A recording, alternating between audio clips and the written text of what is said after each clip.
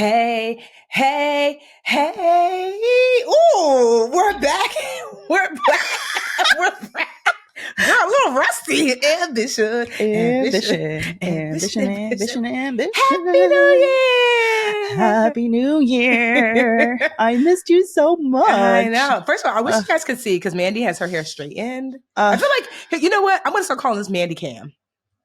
So Mandi's hair straightened. Girl, in my preschool PBS special back room.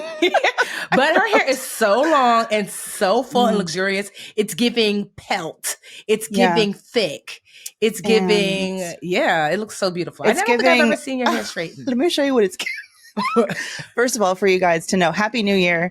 Yeah. This feels like a new year, new me situation. I don't really usually believe in that shit. However, if you haven't tried 5-day-a-week daycare for your 7th-month-old baby, is this very specific advice? Try it because I feel brand fucking new. Oh my God. The way that I just the way that I brushed my teeth when I wanted to today and then took a shower when I wanted to. And I kept hearing phantom baby cries, but I'm so happy. Yes. Remy Roo is in daycare for the low price of, are you ready for this? How much?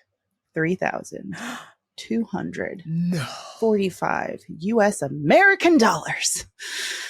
A month? Baby Jesus. Yes, a month. just for Remy. Do you know what my mortgage is?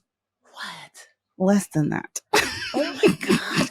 How do people afford kids? Holy shit. I could go on. But you know what? It's an investment. And hey, book advance money. Thank you. Because that's what you buy me. That's what you bought me. Yeah. That's what we could get. The cheaper place, the wait list was full, etc. But he's he's a dream. Wow. I didn't know. I remember when Carol had the 2 kids in daycare at the time, it was $2,300, but that was for 2 kids. For 2 of them? Oh, Lord. Yikes. I think also infants are more expensive. That's true. I think so. Why? Because they're less annoying. Yeah, because honestly, babies, especially in the wintertime, there should be a discount because them little toddlers, they have to put mittens, hats. Like I watched the train of children go out and I just asked them, how long did it take you? Have you been in there for an hour getting them dressed? They're like, yeah. Gotta have that outside time. Well, how was your Christmas and New Year? It's over. That's all I care to say about the holidays. And I don't want to typically, I'm very sunshine and optimism, but the holidays were rough and partly because I traveled, I should say, alone with my 2 children from New York to Atlanta, which I've done with Remy like 3 times in the last few months. But actually, I won't even blame the kids. They were the easy part. I've got some dream babies, they're just the best. But the airports and the packing, Tiffany. The number of suitcases, I just kept saying, and there's got to be more because it was like, and then the breast pump and then the travel crib. And I thought I was saving so much space by buying a car seat in Atlanta for my dad, to put in his car because he was picking us up. But I get there and not only is he 45 minutes late, the man didn't have time to install the car seat. So guess who? After being up since 2 a.m.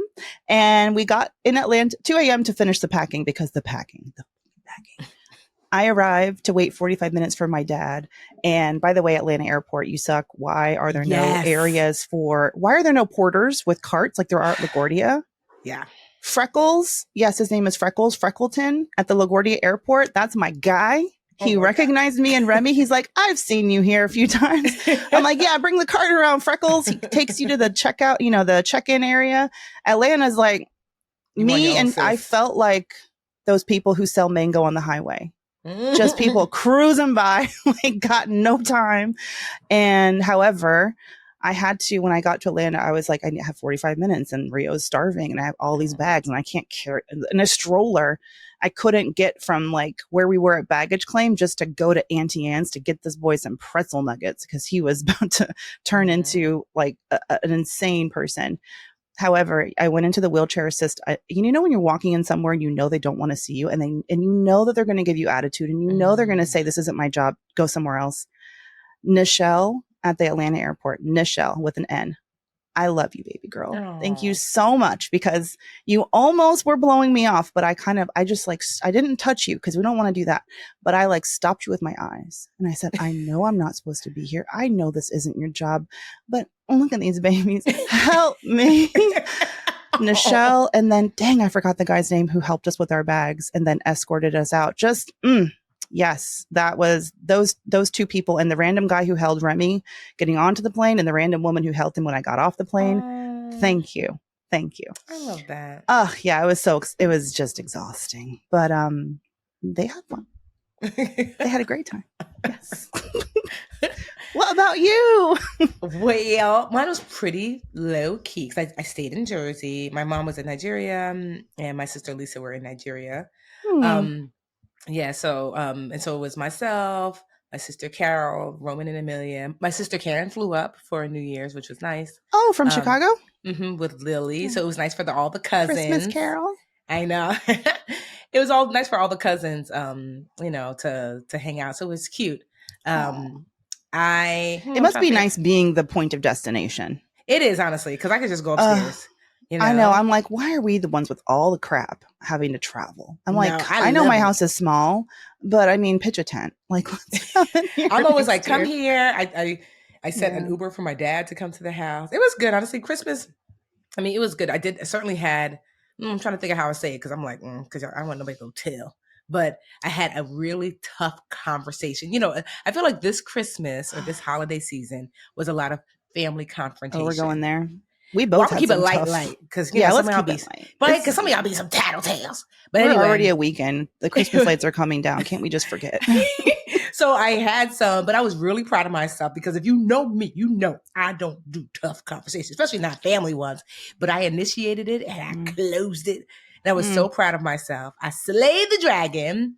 And I said, wait till I talk to Dr. Green. I see her. Well, by the time y'all listen to this, it'll be Wednesday when I have my therapy. I was just really proud of myself.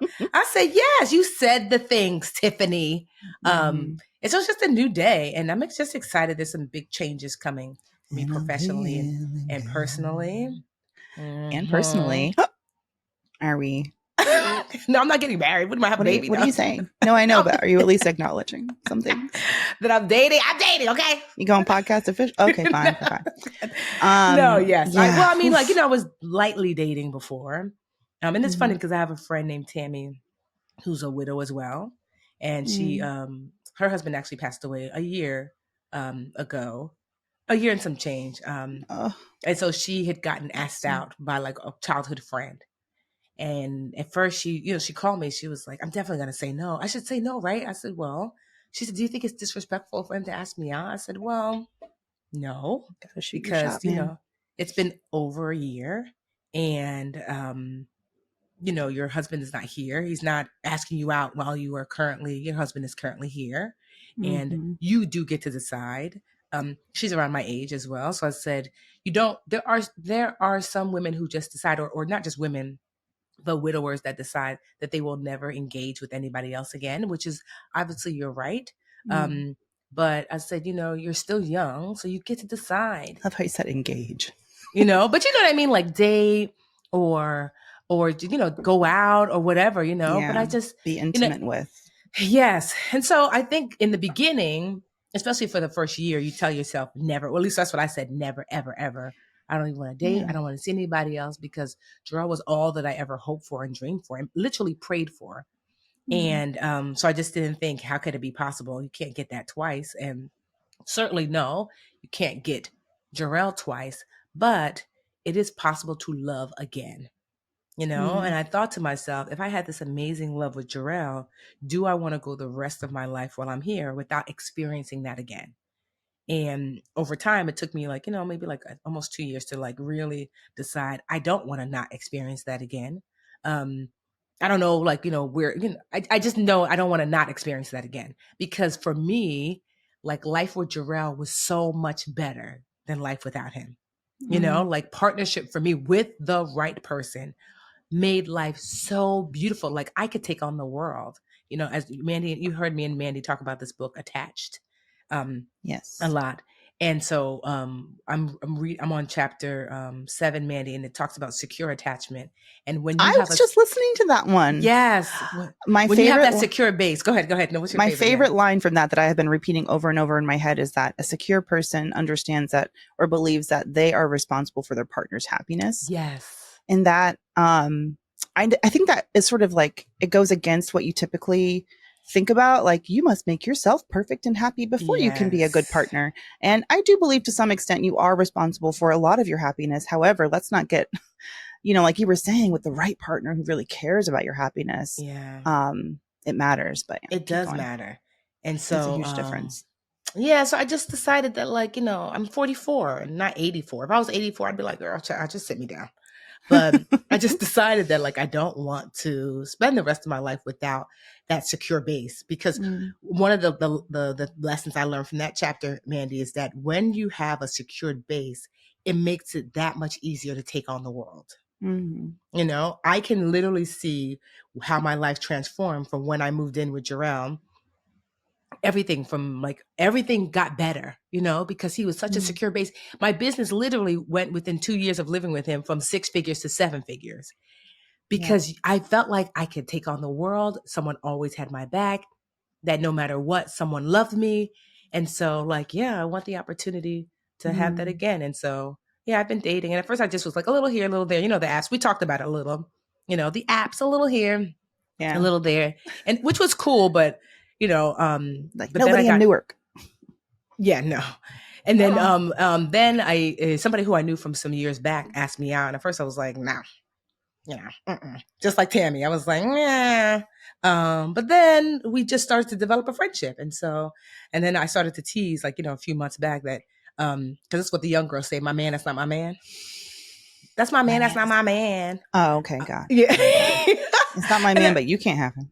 Right? And so literally for my birthday, I got flowers, and it was the MMT, not mom, this spelled out like that. I was like, who got me flowers? And it was like, from your man, that's not your man. And I was just like, so I'm on that's so cute. So I'm on the fence now, I know. So that's where I am right now. About what? you know what? So I guess what I'm struggling with is the fear of loss again, Of course. And so I mean, I don't know, but I am not surprised to hear that. That's the part that I'm struggling, because honestly, he's great. He's really smart. He's really sweet, so kind. The thing that made me shift my thinking about him was when I was going to bring up Jarrell for the umpteenth time. And then I stopped myself oh, this is probably too much. And he was like, Tiffany, I hope you know that you can talk about Jarrell as much as you want. I don't ever want you to not talk about Jarrell. And I'm grateful for him because I get this version of him because of how he loved you. And so that made me say okay, maybe there's something here. You got a keeper. I've been saying it since day one. I'm like, I thought it was hard dating. I thought that the great guys were all taken. That's what I hear. Tiffany's got a perfect one. Had a perfect one to begin with. No. Gonna get another one. And so that made me say, okay, so it's a safe space for me to grieve openly. I mean, I talk about Jarrell all the time, and I never feel like he's like, oh, here we go. It takes a secure person to be in that space. And so the only reason why I still tease that he's my man, that's not my man. I'm not dating anyone else, but it's just because I have this fear, that I've been working through in therapy, that to accept somebody as my man, then I am still deathly afraid of loss, And so that's the hard part, getting over. And of course, getting over the part that's also too, y'all know I bought that condo damn near a year ago, and I've been renovating slow as hell because it took me a while to realize, I'm like, why I've been taking so long with this renovation is because I'm not quite ready to leave the house that Jarrell and I built together. Because in leaving this house, it makes it super real that wow, he's really not here. And I think in having being in a relationship and saying this is my man, it makes it super real that he's really not here. And so that's really hard to accept. There's still days when I'm like, wow, Jarrell's really not here, And so I think that's the space that I am in now. And so he's been so patient and been so great. And, so, I mean, I guess he's probably because he listens to the podcast. I'm like, all right, you my man. All right. I'm rooting for you. We're all rooting for you. I mean, really, I'm rooting for you, Tiffany. Yeah. So I think we all are. And I mean, I said it, I think several times, but a world where you're not surrounded by love and loved by an incredible person and have that partnership, it doesn't make sense to me. It doesn't exist, you know? So I know you're going to do the work that you're in. You know, you're doing your work in therapy, and that's important. And I just know through it and on the other side of it, there's joy and there's a continuation of this, you know, rich, beautiful life that you deserve. Yeah. He's already met my sisters and they're like, I like him. You know, sisters be like, I guess, girl. Mm-hmm. You know, and I met his family, and so they're super fun.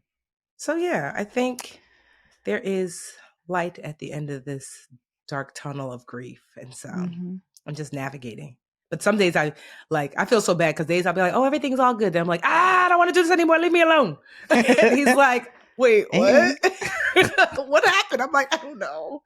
So yeah, it takes a lot of patience navigating with somebody who's lost their partner. So So yeah, but that's my update for life, my life update. Oh man, a lot of stuff I feel like has been happening in the news. I thought we might bring back Brown Ambition buzz, a little buzzworthy moment.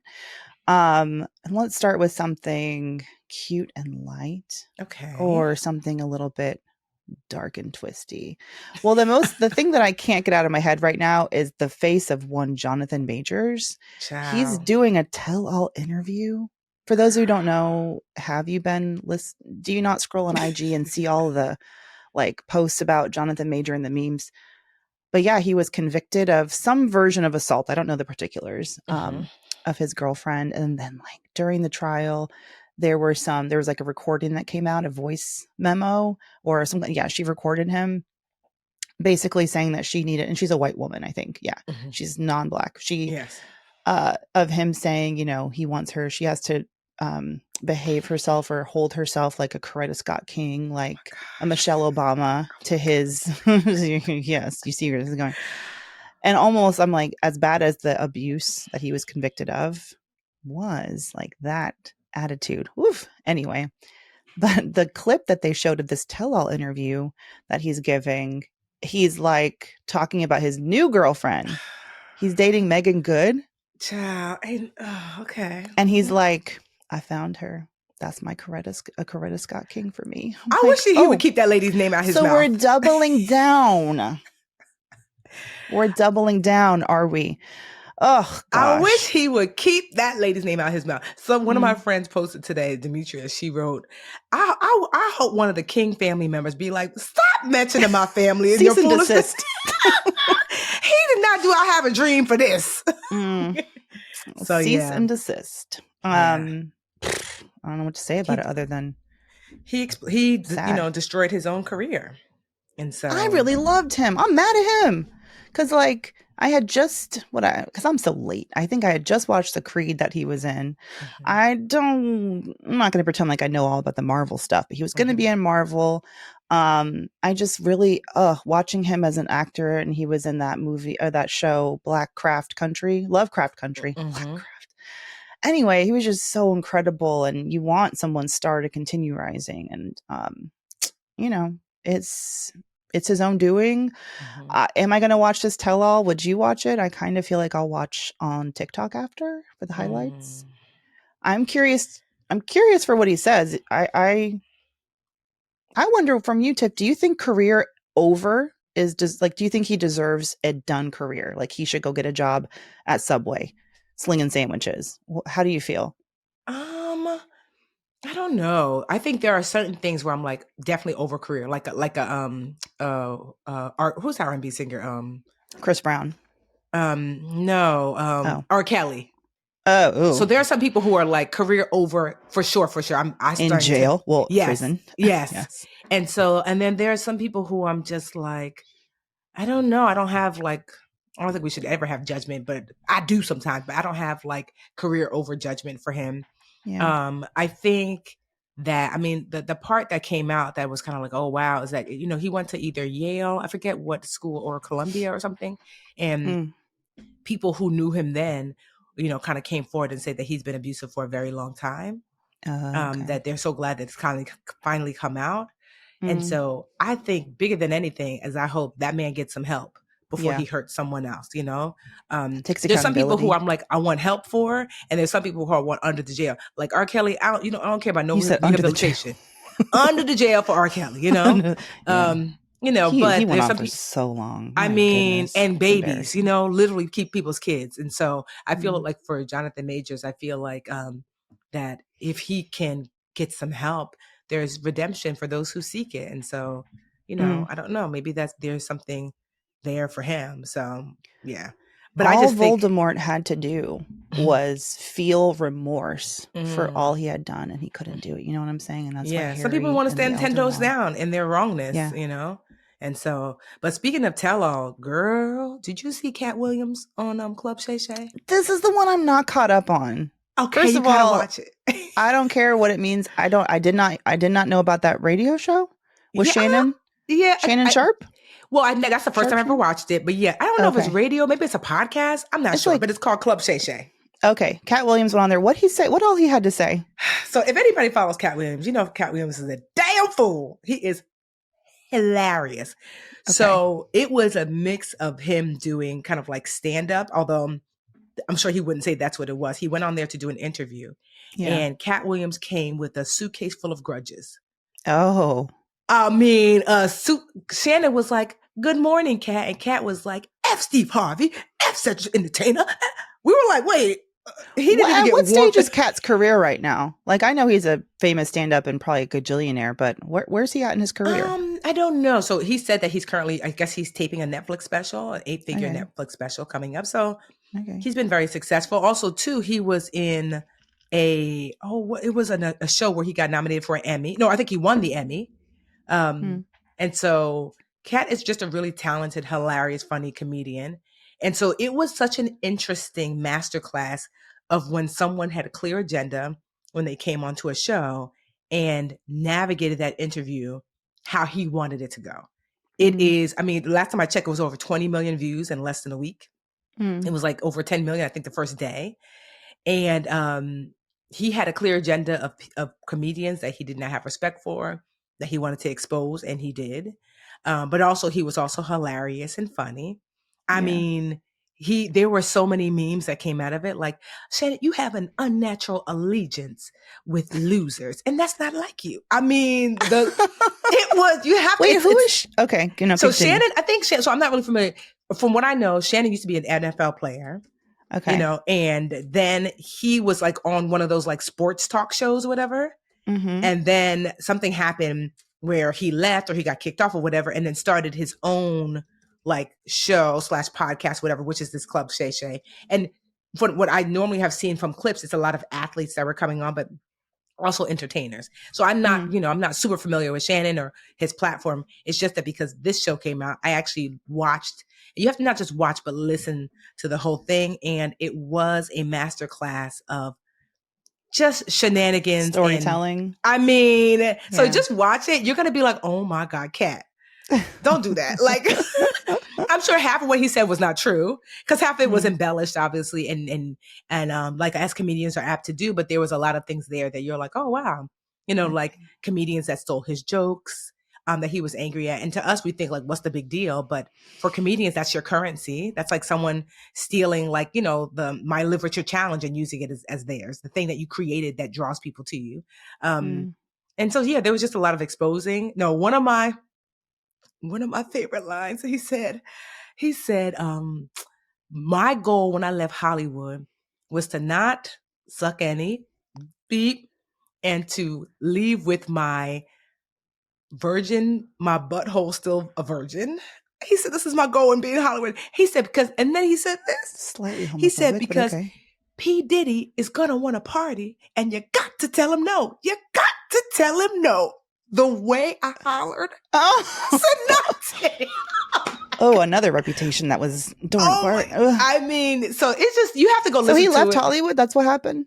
He's gone? Well, yeah. So apparently. Like Dave Chappelle style or? Kind of. That basically, we all have heard the stories about how toxic and terrible Hollywood is. So he basically was exposing it from the comedian's perspective. That's really the purpose of this interview scene, to expose Hollywood from the comedian's perspective, but in a way that was funny and entertaining, but also like a cautionary tale of like, one of the reasons why I might not be as big as some of your biggest is because I said no. Is because I wouldn't do certain things. And so that was kind of like the premise. But I honestly think taking the high road, this is one of those situations where it's kind of like an exit interview. And it's like, is it ever really worth it to tell everyone how you feel about everything? I just feel in the end it hurts you, you know, because then I'm just thinking like, it sounds like a sore loser kind of situation where you're like, well, I would have been bigger if everybody else you know? But you have to watch it because I feel like he walked the very thin, fine line of sounding bitter, but not quite. Okay. You know? He wasn't like on some rampage. No, because he just honestly was also hilarious and calm. And then what came out afterwards is that so many people, so many comedians, young comedians and just other people came out to say how many times that Katt Williams had helped them and sent them money. And without, them knowing, like they would do maybe a set, you're at a comedy club and they're not paying you, you do an amazing set and he would have somebody come over and give you $1,000, but not let that person tell you it was from him. So that he did that a lot. And so a lot of people came forward and was like, Katt has been so generous with his time, his resources, his energy, his whole life. So that was really nice to see too. So yeah, that was just hilarious. If you want another perspective on comedy, I started to listen to Leslie Jones' book. Okay. Leslie fucking Jones. Ugh. And just the first, like, I think I'm on chapter like 4. I'm where she's playing basketball in high school. It's just so funny. That got me through an all night. I was cleaning my dad's kitchen. Back to the holidays. Why am I re-traumatizing myself? I cleaned my dad's kitchen from 10 p.m. to 4 a.m. I said, Merry Christmas. Here I am, mopping your floor for the 5th time. So gross. Anyway, she got me through that with her book. And anyway, in the beginning, she talks about Chris Rock and how, he was sort of her mentor. And then like her perspective as a working, successful, but like not like, A-list comedian and how they get like the travel and the fighting for your fees. I would recommend that. It's really good and really funny. Because I think that was like a big theme of this holiday break about pay, right? Because Taraji came out. Thank you for segueing to number 3 on my list. I don't even know you had a list, but here we are. Listen, but yes, mom brain. Yeah, so Taraji. Yes. Tell us about it, Tiff. So Taraji was doing this interview and she kind of broke down and she shared how they don't make as much as you think. That you might take home as little as 10% of whatever your contract was. She said, let's just say you get $1 million to do a film, right? Mm-hmm. And then, you have representation that's usually like 10 or 15%, right? And then an attorney is 5% usually they take. And then you might have a publicist, you might have social media. By the time you whittle it all down, that $1 million, you might only pocket 100,000. If that, so I remember I saw my friend Yvonne OG, she had posted that like, on average, she takes home only 30% of like whatever her contract is after everything else is paid. And I thought, wow, because sometimes we see like, oh my gosh, you got $1 million, but not knowing this person took home 100,000. Now here's the thing, you might be like, well, that's still 100,000, but Taraji's not getting paid $1 million. That's just some numbers I'm sharing. Like, so she did Benjamin Button. Didn't she win like an Academy Award for that? She was nominated, but that was like, And it was an amazing movie if you haven't seen that movie. Yeah. Brad Pitt got paid $10 million. She got 150,000. Yeah. And so what is 10% of 150,000? Isn't that $15,000? For like 6 months of your life, because you got to be on set and then more time to promote it. Yes. And on top of that, being a Black woman, I'll just note it's 10% of a fee that's already going to be diminished because you don't look like you're not going to do well overseas, as they say about Black films. Yeah. So it's just really, so I said there was a lot of sympathy, but some people were like, oh, Taraji's net worth is $12 million. I'm like, y'all will believe any meme. First of all, that's just somebody just slapped that on in font, Times New Roman font. Yeah. It just had you realize because there's this great book called The Millionaire Next Door, where they talk about that there are some professions that it's harder to become a millionaire because of the maintenance of the profession. So for example, when I was teaching preschool and I was driving my, 99 Toyota Camry, nobody cared. I'm a preschool teacher. I used to literally wear scrubs, like nurses scrubs, like my uniform. I had 5 of them. I washed them every week. Nobody cared because I was a preschool teacher. That was our uniform. And so I used to save most of my money, invest it. And in like 2.5 years of teaching preschool, I had gotten up to $30,000 set aside. So, but if you are, say, like a plastic surgeon or something like that, you know, if you're driving a 99 Toyota Camry, you know, people are going to wonder, like, is your business doing well? There's certain things that you have to, there's a look that you have to present that's very expensive. So imagine a Hollywood actress, she has to have her lashes done.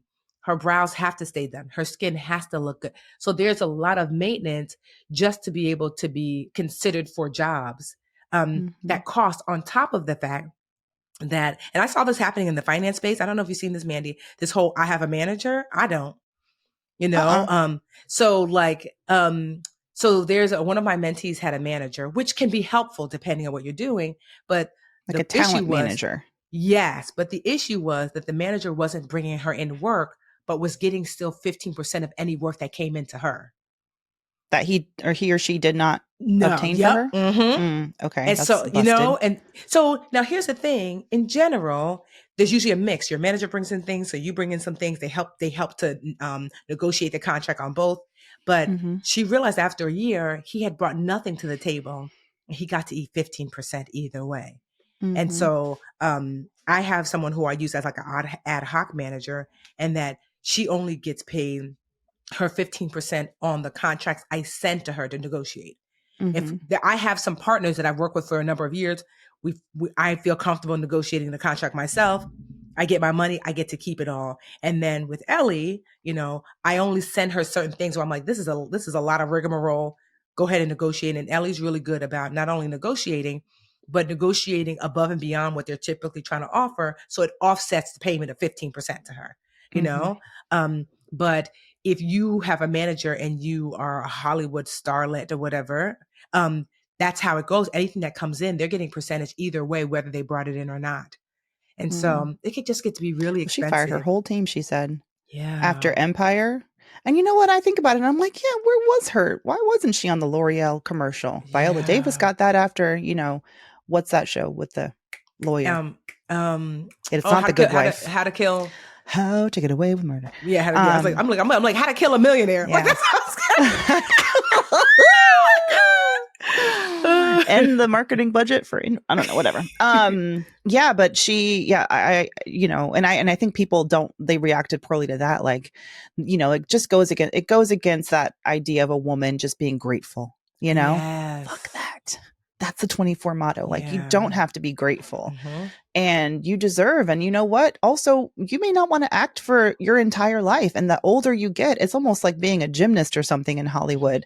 The older you get, the less capable you are of doing the hoops and the loop-de-loops, and the more tired you are. You don't want to work forever, but you know, you hope to. That's why you see, you know, she launched her own damn hair care line, TPH, available at Target.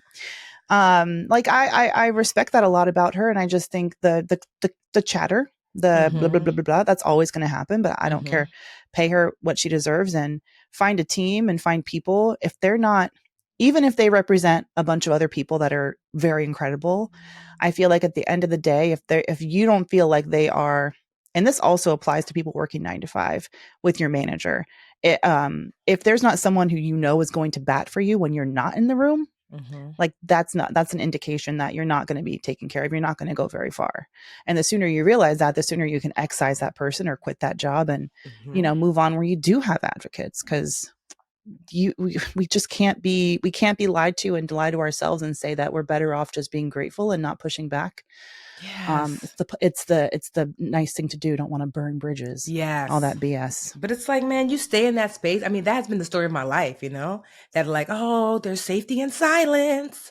Like, even like I told you, like I had my difficult conversation on Christmas and one of my sisters was like, oh, sometimes it's just better to keep the peace, Tiffany. I said, but whose peace? Yeah. For who? Who's it better for? Yes. Who's it better for? I said, I feel peaceful right about now because I said my piece. Yes. So it's like, they're going to be all right. And guess what? They were all right. We cool now, you know, but a boundary has been set because I cannot move forward any longer. I have made so many changes. Mandi knows, like so many changes behind the scenes of like what my boundaries will and will not allow. And I just don't want to live the second half of my life constricted by, what the people gonna say. Yeah. That's what I call it. Like, what the people gonna say? And like, it's so often about their feelings and not yours. And keep the peace for who? Yeah. People think about themselves way more than they think about you. They might think of you for 2 minutes today. So for 2 minutes, I'm going to live my whole life because for 2 minutes, somebody might think ill of me. Like, I cannot, I will not, and neither should you. And I'm so glad that Taraji said something. And what I love is that y'all who listen, you give us such great feedback of how we've been able to like encourage you and push you to ask for more, encourage you and push you to look at your finances differently, give you the tools and the resources that you need to get what you deserve. Like, the people are always going to say something, but not in 2024. We're not living constrained by what the people going to say. Let them talk. Yeah, let them talk. Let them talk. Let the girls chatter in the comments and just sip your champagne like Taylor Swift at the Globes last night. Claudine Gay, Harvard. Can we please? Yeah. Ooh, the way I texted one of my good friends. That's a lie. One of my former mentors. We've like sort of, how you like go. Everyone knows that you get older and you lose touch, but you still love those people. Anyway, she's one of the founding editors at the 19th, which is the this women-led, women-founded media platform that covers just all sorts of things. But I was like, if you're covering she was uncovering Claudine Gay at Harvard, and I'm like, when you write your tell-all about how Black women are doomed to fail in just about any industry that we go into, I will be the first to spill the tea. But yeah, Claudine Gay resigning from Harvard as the first Black female president, less than what? How much did she make? 6-7 months? I mean, the shortest tenure in their history. Jesus. And if that... it's like, why prove we already knew that. I feel like as Black women that our mistakes are always bigger. We're always judged at the highest bar. There's no one who will find the fine print in a contract or in whatever social code or moral code, whatever. There's no one who will look more diligently at the fine print than someone trying to steal a position of power from a woman of color. You know what I mean? Like this whole bullshit around her. And let me back up the bullshit around her citations and her work. But Claudine Gay, first Black president of Harvard, Black female as well. She was being what do you call it when they're like asked to come to Congress and testify and answer questions from, what do you call that? I don't know, I forget what it is, but I know what you mean.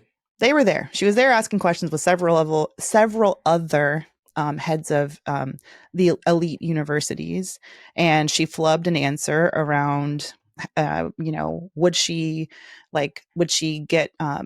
it be a violation of student conduct if a student was saying anti-Semitic remarks and calling for the genocide of Israelis and Jews, and she flubbed the answer. It was not a great answer. It was very like, my lawyers prepared me to say this and I'm too scared to say what I really think. But the vitriol, and it wasn't just her, it was like the other presidents too, but the immediate vitriol and calls for her removal as the president of Harvard. That was like the first nail in her coffin.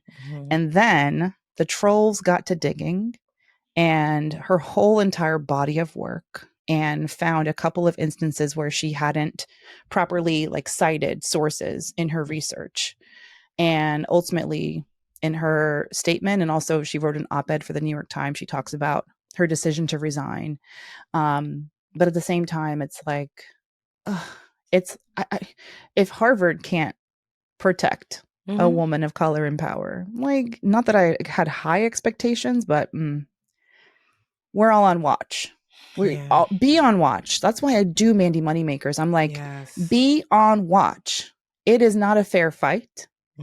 We want to ascend to levels of power, in these institutions. We deserve, we work hard for it. I'm not going to begrudge anyone of that ambition to rise and to be a leader, to be a change maker, to be in the room where shit happens. We should all strive for that. However, please don't be surprised when all of a sudden a technicality or someone with a little bit of power who was never in the room to decide if you got to be in there finally has an issue with it, and they hold the money, they hold the control over the people who did choose you, and they decide that no, actually that's too much, that's not enough, we don't like this, there's this one little thing. They will pull that lever and you will fall down the hatch so fast.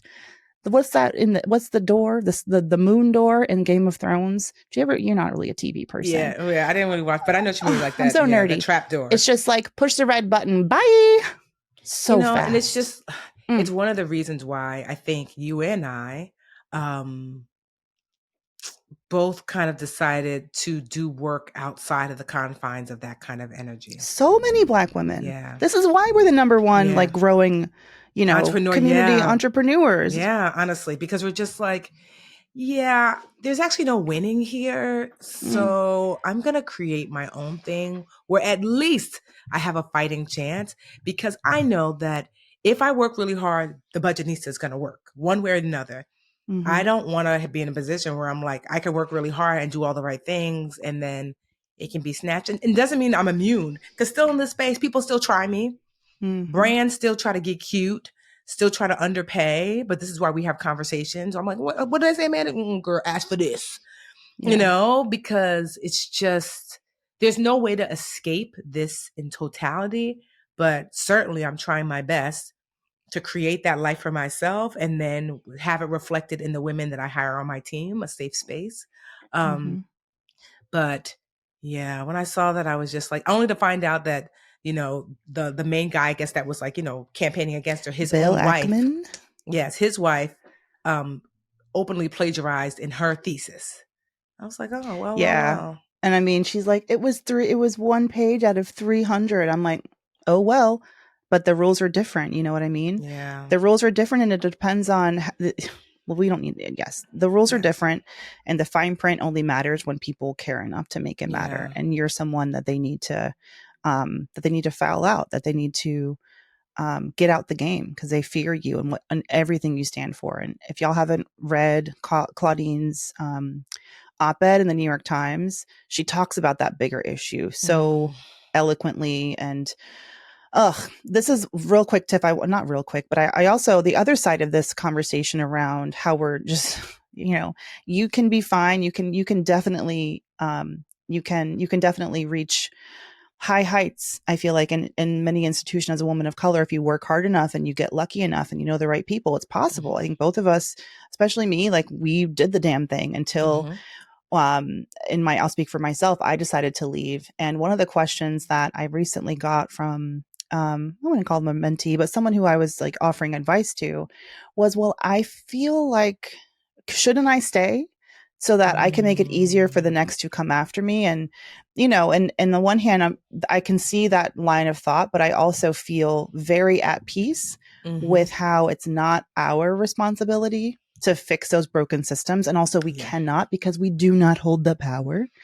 People who don't look like us have to care enough to fix the broken systems. And as long as they don't, why sit there and bang our fist up against a brick wall? It's not a ceiling, it's a brick wall sometimes, And you have to also make peace with, like what I got to a certain level in my corporate American career. However, along the way, I did feel like I made an impact. Just, hiring women of color. I made sure secretly, I was always plotting. I'm like, I'm going to hire a woman of color to be my number 2, because I don't think I'm going to be here for another 3 years. And if I can leave here and say that another woman of color took my spot and gets to benefit from the negotiations I had, the clout I earned, the clout I fought for, the respect I fought for, and she gets to inherit that, then you know what? I'm good with that. And, let everyone else handle the rest. I did what I could with the little bit of power that I had.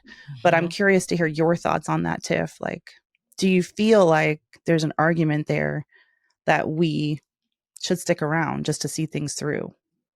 I mean, I feel like every fight is not for everybody. And that there are some people who are uniquely qualified maybe to stick around, and it doesn't, in order to create space for other women to come behind them for sure. But not at the detriment to your heart and your soul. And if it's breaking you, some people play the game well and enjoy it. They're like, come get it. Like I look at my friend Bozema, from working at Endeavor to Papa John's. I mean, one of the most famous CMOs, out there, and every place that she went. I know people don't know. Are there any other famous CMOs? Maybe Sheryl Sandberg. No, she was a COO. But Bozema made it possible. Yes.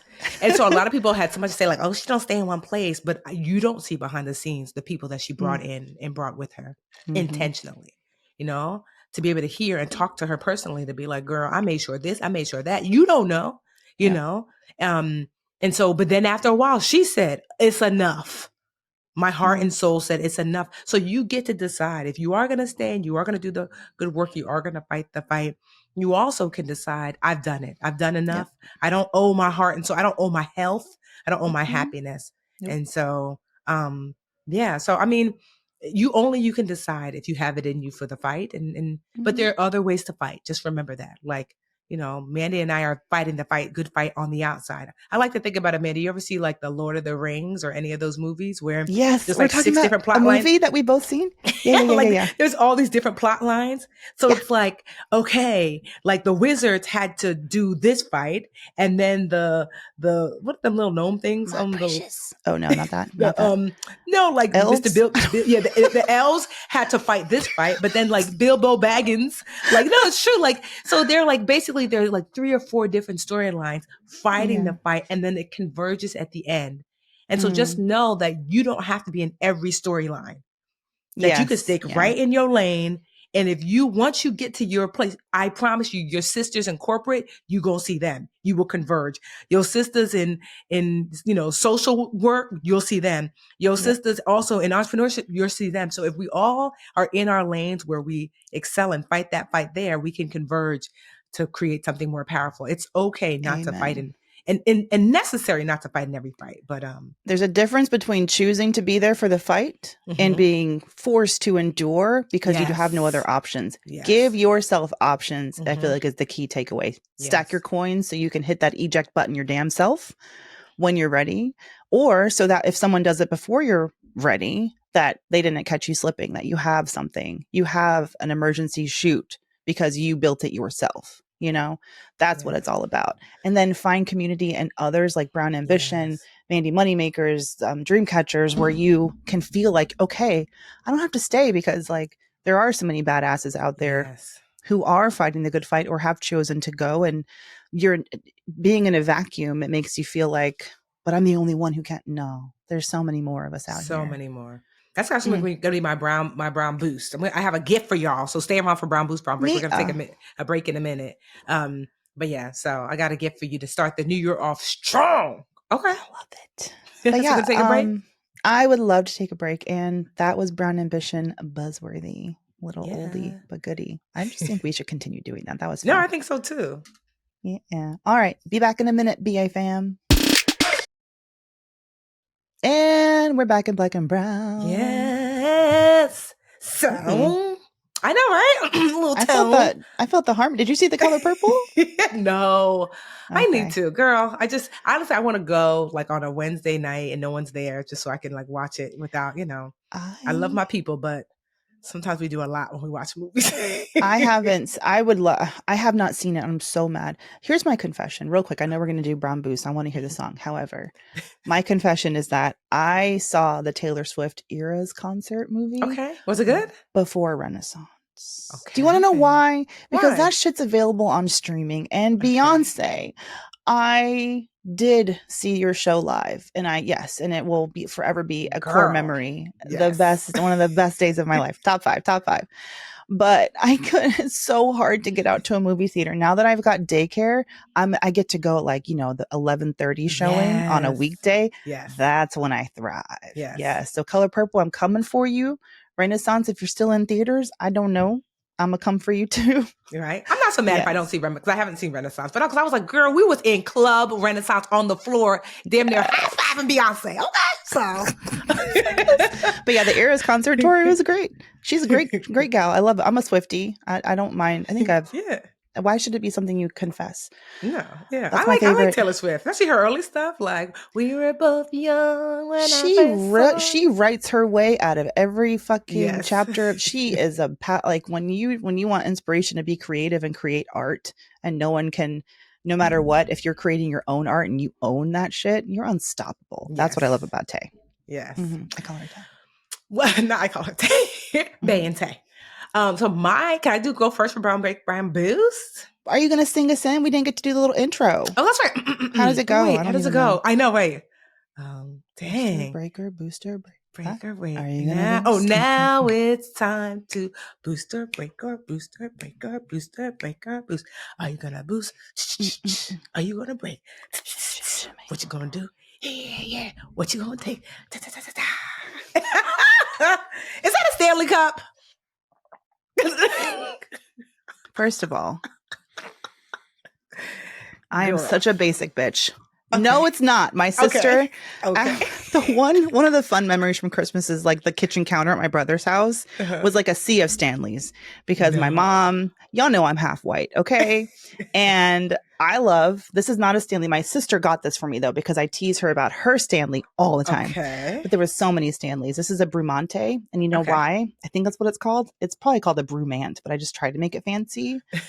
Brumate. She got me this because look, it doesn't spill. Ooh, because the Stanley spill? Because my shit gets knocked over. Yeah. A child will always come, and just like help me put it on the floor because that's what they think I want. Yeah, I don't know where she got it, but thank you, Mallory. And also, wait, one more thing. This is not my boost, but one more thing. Okay. You guys see the hair? Yeah. I was going to ask you, how'd you straighten it? What? Mandy's so silly. Wait till you Look you got one of those. My sister Lisa has one of those. Does it really work? Well, you're looking at the product. So my wait, what daddy is that called? Got me one of these. Really? This is like, and it's not even the Big Lots version. It looks like a sex toy, doesn't it? It kind of gives me like dildo vibes. Yes, if a dildo and a shop vac had a baby, that would be the Rev Air. This is what I'm holding up for those who can't see. It's a Rev Air, which I'm sure you've seen on your Instagram feed or TikTok feed. It's hilarious. My daddy got me that. I told him a long time to do it. This took about an hour. Okay. To do. And that's after I did it once. It took like an hour and a half because I was so awkward. I'll give my review. Okay. I'm not telling anyone to go out and buy it. I did not buy it. Okay. I told my dad I wanted it as a joke for my birthday. I was like, yeah, I want this Rev Air thing, Dad. And it's almost like he was like, okay, challenge accepted. So I got it as a Christmas gift. So that was very thoughtful. And it was so funny because like my dad growing up, it would be the Big Lots version of whatever I wanted. No, I'm serious. I wanted the Adidas that have the 3 stripes. He's like, Big Lots has an Adidas looking type vessel for your feet. With 4 stripes. Here you go. I want the new Mary J. Blige and Alicia Keys album. Here you go. Don't mind that it's, bootleg from the guy at the corner store. Like he was a man who liked to save a buck, but he got me the real Rev Air. And no, don't go buy it. It's not that, it doesn't do anything more than a hairdryer does, and it's so heavy and so awkward. And I will use it just because now I will just think about my dad each time. Oh. But it's ridiculous. It's so silly. Don't buy it. All right, continue. Actually, Mandi, I think this is like this. So I'm doing the literature challenge again this year. We start the first week of January, but girl, it was January, okay? Yeah. So I decided instead that the new literature challenge is starting next week, January 15th. So this is the first challenge that Mandi and I actually did together when you were working with Nick over there at Credit Sesame. Magnify Money because they sponsored it. That wasn't your first one though. No, but the first one that you and I kind of partnered. Yes. And so it's the Literature Challenge Credit Edition. And so the way the Literature Challenges work, it's that they're 22 days. So they're 3 weeks. And every week we have a focus that has a credit theme. So last year's theme was savings. This year's theme is credit. So week 1 is all about like, what is credit? How do you accumulate it? What makes credit up? Week 2 is all about how do I raise my credit score? And week 3 is all about maintenance, maintenance, maintenance. And we're doing it live together. So that means January 15th, we already have 300,000 people signed up. So you ain't going to be alone. Holy sugar. Yes. And so you're not going to be alone. And we're going to do it live. So for the first time, we used to let people sign up whenever, but it got to be too confusing. And with this many people, now we're doing it as a cohort. So we're starting on the 15th and it ends on the 5th, I believe, of February. So you only have until January 14th to sign up. After that, you're going to go to the site and it's going to tell you can't sign up because you can't. And until this cohort is done, and then we'll reopen it up again for the next cohort. So you have until January 14th, midnight Eastern Standard Time to sign up. It's totally free. It's always been free. You're going to go to LRC for Literature Challenge, lrccredit.com. Like I said, it's totally free. It's 22 days. It's a lot of fun. When you sign up, you're gonna, we'll invite you to like a group, like a community group where we'll all work on it together. Every week I go live to answer questions and offer encouragement. Honestly, it's a really good time. It's just that, no, it's not. It's just not anything. I'm just like, I just know that credit is one of the things that holds people back. And so I wanted to do the credit edition this year. And so, yeah, just, anybody's free to join. You don't have to be a woman. You don't have to be a Black woman. You could be anyone. It's totally free, lrccredit.com, but you only have until January 14th, midnight to sign up. You get a starter kit right away. It's free. And you guys do the damn thing with your freebies. It's not like, it's not like you get what you pay for. You get so much more. I know. Than what you when didn't I tell pay you, for. Low key, I didn't announce this anyplace else, but we created an app, our first app. You have really an awesome. app? I know. It looks so damn good. It's called Money Match. I know. Isn't that good? I mean, and all, like, honestly, it's just, I'm really excited because we have taken it to the next level. And so, so lrccredit.com, invite whoever you want. Do not do it alone. If you don't have anyone to do it with, that's okay, because there's already 300,000 people you can do it with. And I'll remind you when we do our Friday, BAQA, I'll remind you again. But yeah, I just wanted to invite everyone because I want us to start the year off strong, with the tools and resources you need for success, and credit is one of them. I love that. Maybe now that I have... We'll put the link in the show notes. I won't forget. Don't let me forget, Imani. Let's put the link, LRC Credit. Yeah. Now that I have daycare, childcare, maybe I'll do a challenge too. I would love to do a challenge around like pivoting, because I've done surveys of my community, and the number one goal of people is not just to get a new job, it's to pivot into a different field. Okay. And that's my favorite kind of person to coach, because it's one of the scariest things. You need a coach, because pivoting is so scary. I'm not going to say it's hard. I mean, it is. Obviously, it takes effort. But the hardest part is just doing it and giving yourself permission. All right. So excited for you and this decade-long. How long have you been doing the Live Richer Challenge? Has it been a decade?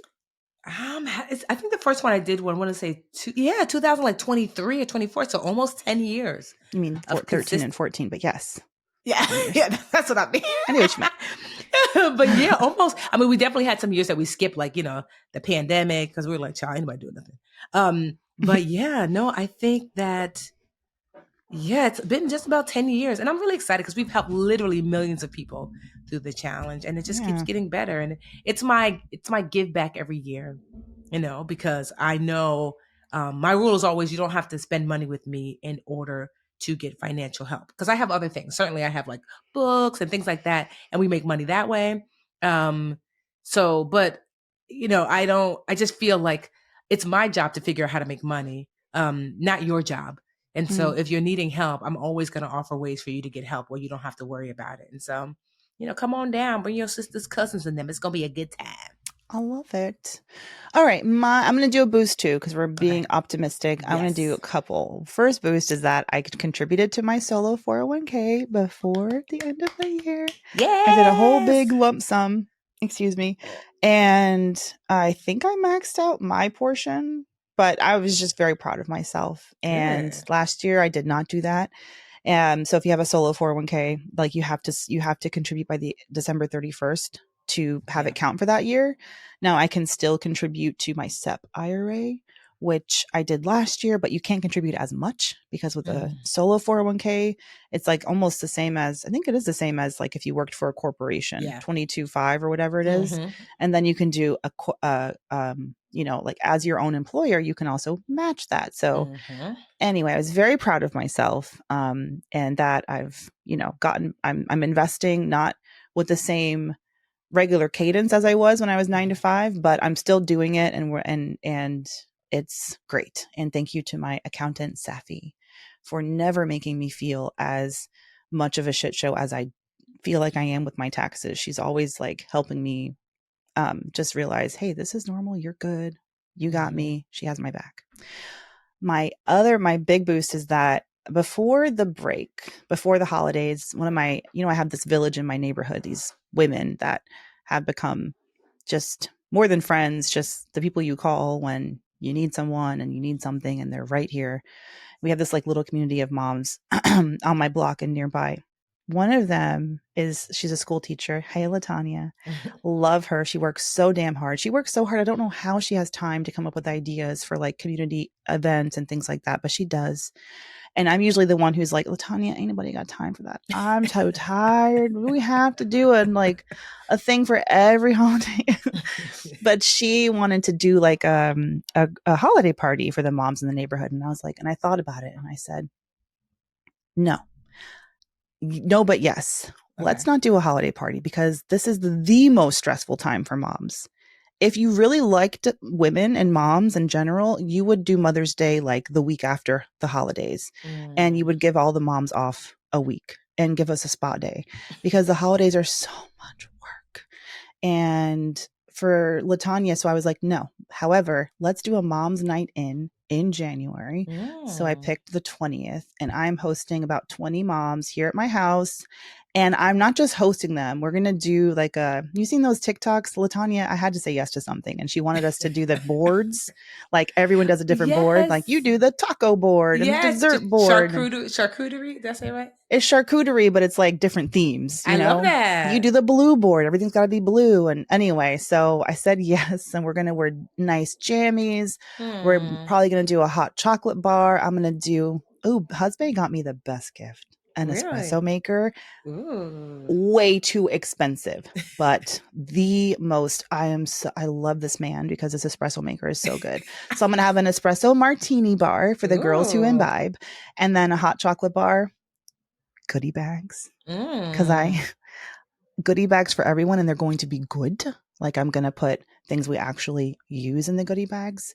I haven't told anybody, but I'm basically treating it with the same care that we give to like a 4-year-old's party. Because if you know, 4-year-olds party are expensive and you got to invite all the people and you got to do goodie bags. And there has to be like, the right treats and the right decor. So I'm really excited. Mom's Night In is happening on the 20th. So I think it'll be a good time. And I'm excited to put some effort into other moms and not just the kids are great, but I think we deserve. I know we deserve. I love that. Went on a goodie. Yeah. Like, I love that, honestly. So we're back and we're black for the new year. We would love to know, what are kind of your hopes, dreams, and wishes for your 2024? You can tweet us. You can, hit us up on IG, Brown Ambition Podcast, or the BA Podcast on Twitter. We'd love to know, what are you excited about for the new year? What do you need help with? Maybe you need us to talk about something more. It's like what's in and what's out. That's the meme now. Yes. In, hydration, smiling, out, stressing. Right. Hustle. Right. So, we'd love to know. Until Friday, we will see you on Friday for BAQA. Hey, so happy to be back. Me too. All right. Bye, y'all.